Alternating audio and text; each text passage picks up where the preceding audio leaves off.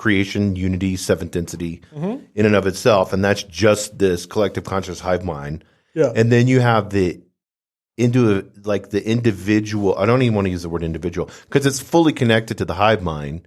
Completely. It's in unity. It's just a different process of it in a different entity, because sixth density is just light, I think. I don't think they even have a physical body or anything. There's no physical body. There's no physical body to be had. You couldn't access like total information if you had a body. Yeah. You can't do it. Mm-hmm. At that point, when you're up at that level, you are,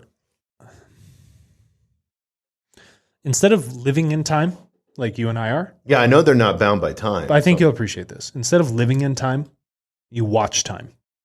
Mm-hmm. You track with me on this comment? Mm-hmm. Okay, that's what's occurring at that level.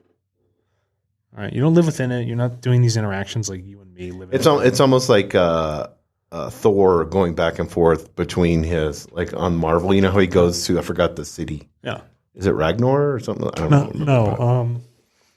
You know what I'm talking about. Yeah. But he goes up into that city, and then it's totally different rules. It's like in the clouds or in a different planet, totally different rules. It's in the God realm. Now, yeah. So all of these higher selves, overall consciousness blocks, they reside. This is where this like storage capacity sits, right on the bleeding edge of creation itself. And they're here, and all of us have this thing. But most of us, almost all of us, do a piss poor job of communicating with it. 100%, yes. You know, we like having food, knowing where it comes from. Right? You can see where it came from. I know how it was grown. Like, you prefer that. Don't you want to know where your thoughts and impulses could also come from?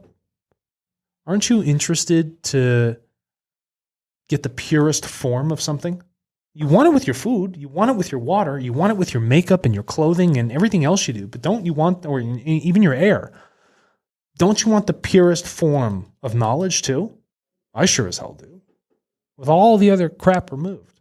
And how cool that if we were all really good at communicating with this, our levels of communication would change. And then the frequency bands would start to align where the totality of this memory complex, this overall consciousness block, now starts to work together. Now everyone's starting to key into the same radio station.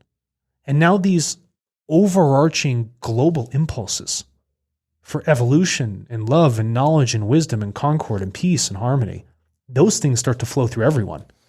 But that can only occur if the work is done on a personal level first. Yeah, 100%. We can't just say, I want this, we're all going to do it. Yeah, everybody love peace and harmony. No.